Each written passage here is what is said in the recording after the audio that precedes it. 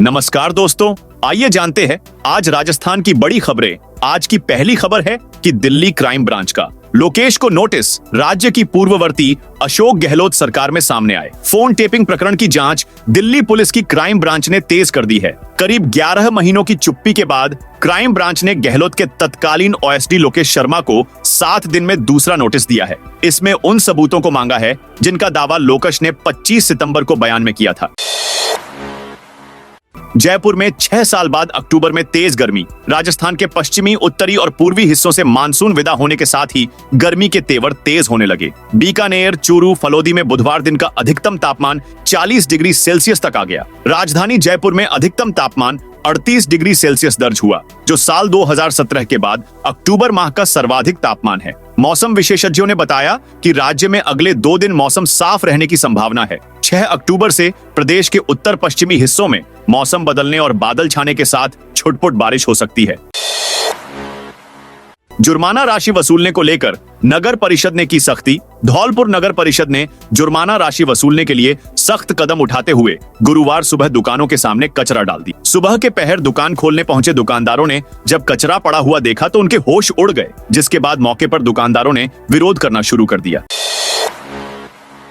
5 अक्टूबर को राजस्थान रोडवेज में फ्री यात्रा की मिली सौगात। राजस्थान सरकार ने एक बार फिर परीक्षार्थियों के लिए शानदार सुविधा का ऐलान किया है। आगामी 5 अक्टूबर को होने वाली परीक्षाओं के लिए राजस्थान रोडवेज की बसों में मुफ्त यात्रा की सुविधा दी जाएगी। यह विशेष सुविधा उन सभी परीक्षार्थियों के लिए है जिनकी परीक्षा 5 अक्टूबर को निर्धारित है। राजस्थान कर्मचारी चयन बोर्ड द्वारा आयोजित की जा रही शीघ्र लिपिक निजी सहायक ग्रेड सेकंड संयुक्त सीधी भर्ती परीक्षा 2024 के लिए यह निर्णय लिया गया है। परीक्षार्थियों को रोडवेज की बस में यात्रा के दौरान कोई शुल्क नहीं देना होगा, बशर्ते वे अपना एडमिट कार्ड दिखाएं।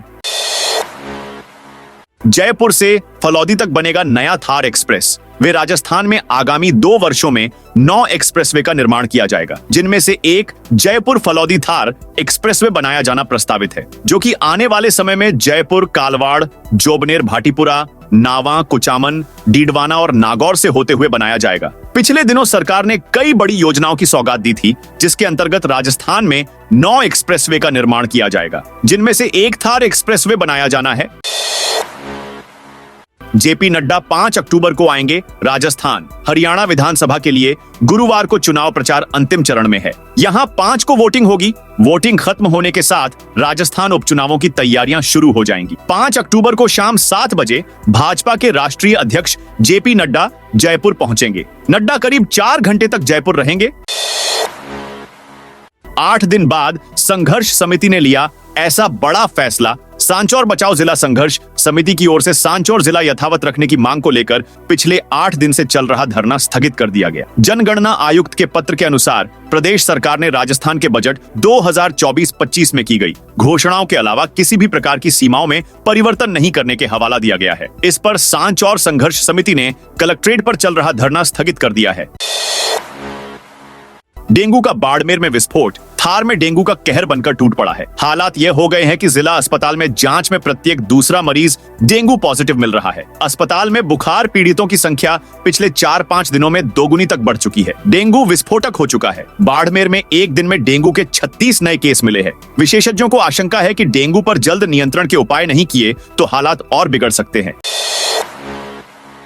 राजस्थान के जंगल से 7 लाख पेड़ काटने की तैयारी। राजस्थान में 12 जिले के सबसे घने जंगल शाहबाद में पावर प्लांट के लिए 1,19,759 पेड़ काटे जाएंगे। केंद्र सरकार ने ग्रीनको एनर्जी कंपनी को प्रोजेक्ट के लिए मंजूरी दे दी है, लेकिन स्थानीय संगठन इसके विरोध में उतर आए हैं। संगठनों ने चेतावनी दी है कि यदि पेड़ काटे गए तो आंदोलन किया जाएगा। सूत्रों के मुताबिक यह जंगल प्रस्तावित चीता प्रोजेक्ट में भी शामिल है, क्योंकि इसके बिल्कुल नजदीक मध्य प्रदेश में कूनो पालपुर नेशनल पार्क है। यहीं पर अफ्रीका से लाए गए चीते छोड़े गए हैं।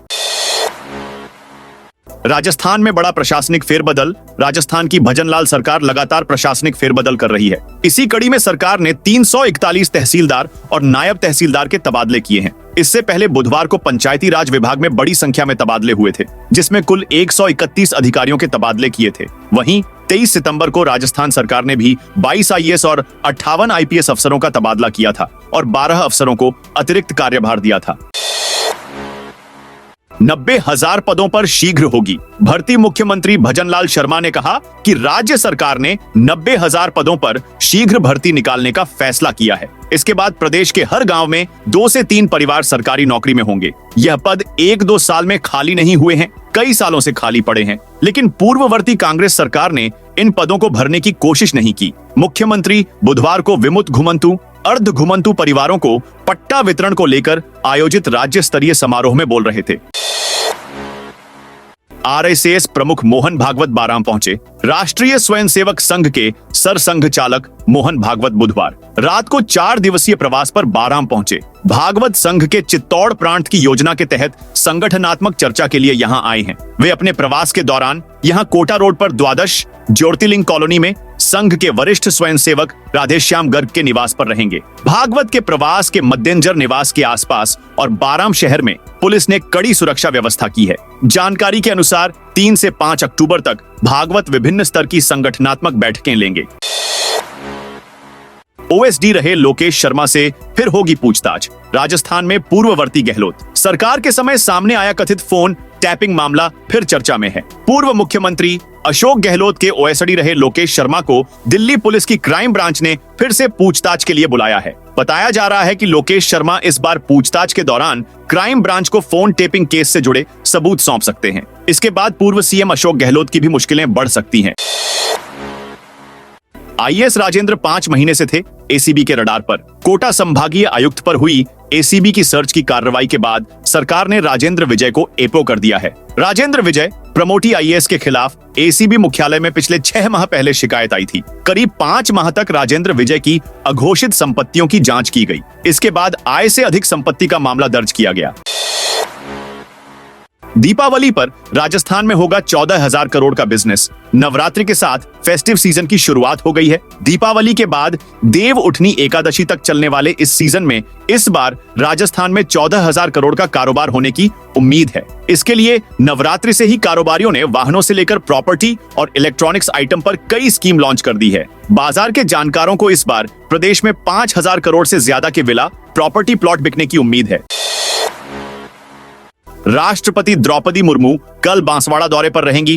राष्ट्रपति द्रौपदी मुर्मू का 4 अक्टूबर को मानगढ़ धाम का दौरा तय हो गया है। वह करीब 4 घंटे जिले में प्रवास पर रहेंगी। कलेक्टर इंद्रजीत यादव के अनुसार राष्ट्रपति शुक्रवार दोपहर 12 बजे हेलीकॉप्टर से मानगढ़ धाम पहुंचेंगी। वह दोपहर 2:30 बजे यहां शहीद स्मारक स्थल पहुंचकर नमन करेंगी। इसके बाद राजकीय विभागों की प्रदर्शनी का अवलोकन करेंगी। फिर मुख्य समारोह स्थल पहुंचकर आदि गौरव सम्मान समारोह में बतौर मुख्य अतिथि शामिल होंगी।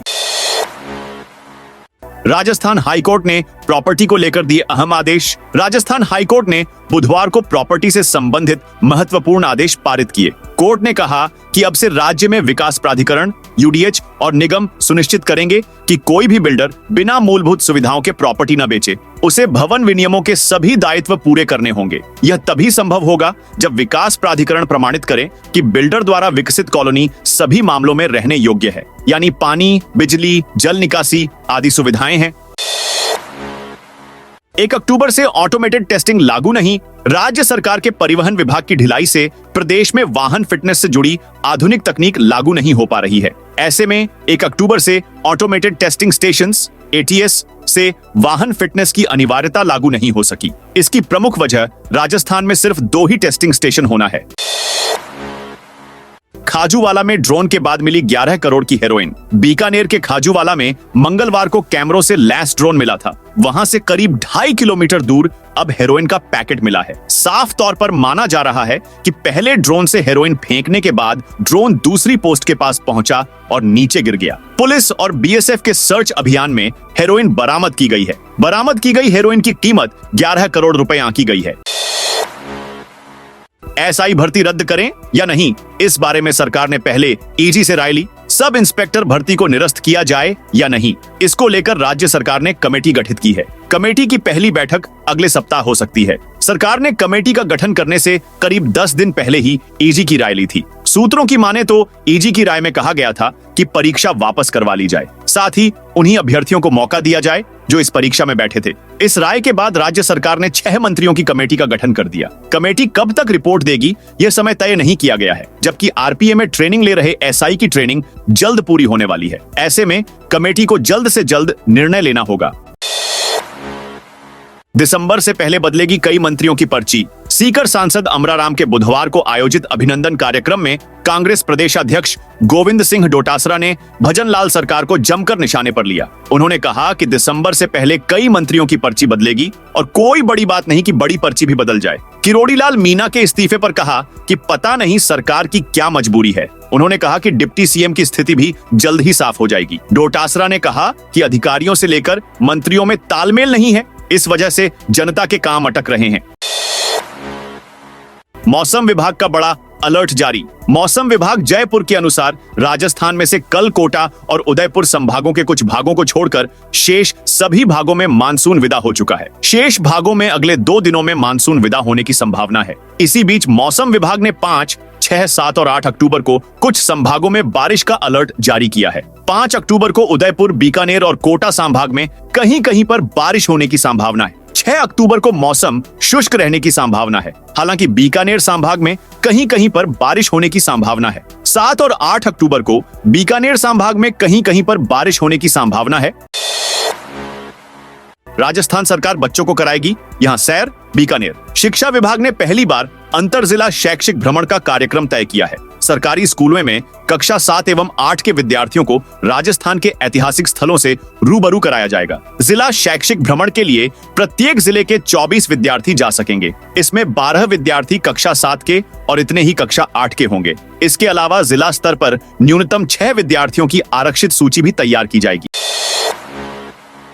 खाटू श्याम जी के भक्तों के लिए बड़ी खुशखबरी। प्रदेश में लगातार बढ़ते धार्मिक पर्यटन से रोजगार की नई राहें भी खुल रही हैं। शेखावाटी के प्रमुख धार्मिक स्थल खाटू श्याम जी, सालासर बालाजी, जीर्ण भवानी के त्रिकोण ने प्रदेश को धार्मिक पर्यटन का हब बना दिया है। भक्तों की बढ़ती संख्या से इन तीर्थों के नजदीकी ग्राम पंचायतों में भी सुविधाओं का दायरा बढ़ने से स्थानीय व्यापारियों को फायदा मिल रहा है। रोजगार और आर्थिक विकास से इस क्षेत्र की सूरत बदलने लगी है।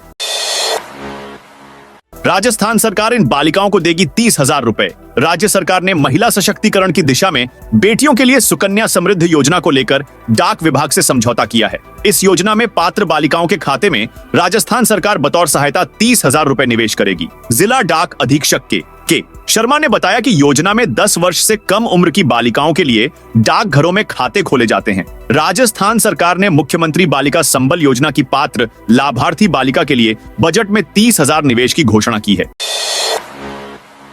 दिवाली से पहले सरकार ने दिया बड़ा तोहफा। जोधपुर जिला स्तरीय घुमंतु, अर्ध घुमंतु व विमुक्त परिवारों को पट्टा वितरण कार्यक्रम और स्वच्छता ही सेवा 2024 अभियान कार्यक्रम पंचायती राज विभाग की ओर से एसएन मेडिकल कॉलेज सभागार में हुआ। कार्यक्रम में 682 परिवारों को पट्टे जारी किए गए। इस मौके पर संसदीय कार्य, विधि एवं विधिक कार्य मंत्री जोगाराम पटेल ने कहा कि प्रदेश सरकार की ओर से घुमंतु, अर्ध घुमंतु एवं विमुक्त बंधुओं के परिवारों का सर्वे किया गया। राजस्थान के सैकड़ों शिक्षकों की नौकरी पर मंडराया संकट। राजस्थान शिक्षक भर्ती 2022 के लेवल 2 के सफल अभ्यर्थियों की नौकरी पर संकट मंडरा रहा है, जिसके चलते शिक्षक जगह जगह प्रदर्शन कर रहे हैं। हालांकि कर्मचारी चयन बोर्ड के अध्यक्ष आलोक राज ने ऐसा कोई बयान नहीं दिया है। इस चर्चा को जांच कमेटी की रिपोर्ट आने के बाद बल मिला है। बोर्ड अध्यक्ष आलोक राज कहना है कि सीटी परीक्षा के बाद जांच रिपोर्ट जारी कर दी जाएगी। परीक्षा में कोई बड़े बदलाव नहीं होने की संभावना है, जबकि प्रश्नों में बदलाव की आशंका जताई है।